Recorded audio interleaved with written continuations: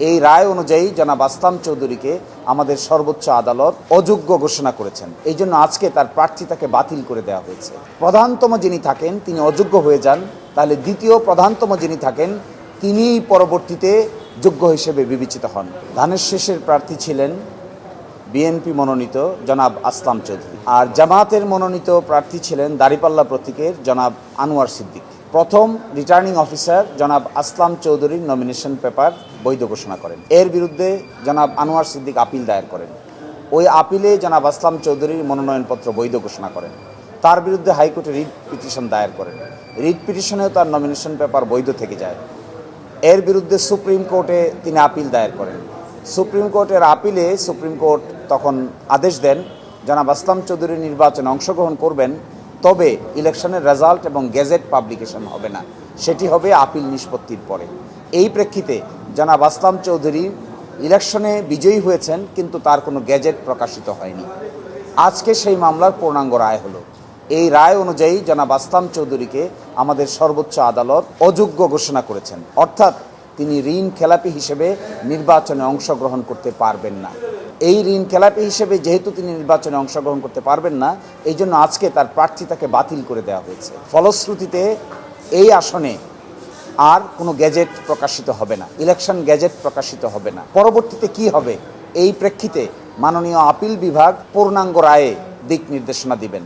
এরই আলোকে নির্বাচন কমিশনার পরবর্তী পদক্ষেপ গ্রহণ করবেন।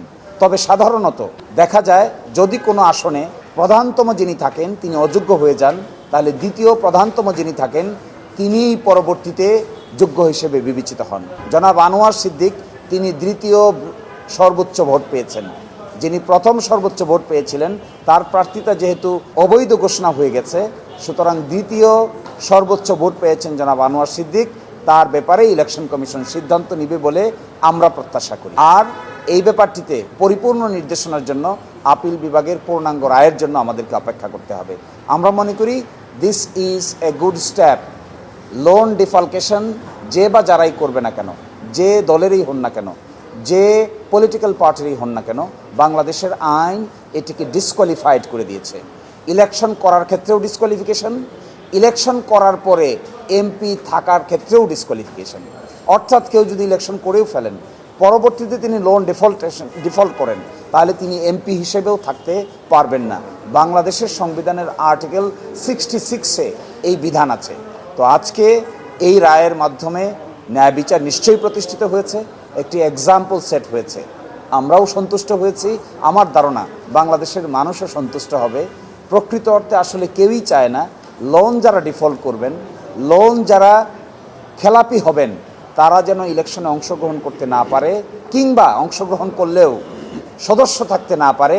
এই ব্যাপারটিতে বাংলাদেশের মানুষ আমার ধারণা সকলেই একমত পোষণ করবেন। তো বাংলাদেশের এরকম একটি আইন আজকে উচ্চকিত হলো। মাননীয় আপিল বিভাগ এই আইনটিকে যথেষ্টভাবে আজকে ব্যাখ্যা বিশ্লেষণ করে রায় দিলেন। আমরা সকলে সন্তুষ্টি প্রকাশ করছি।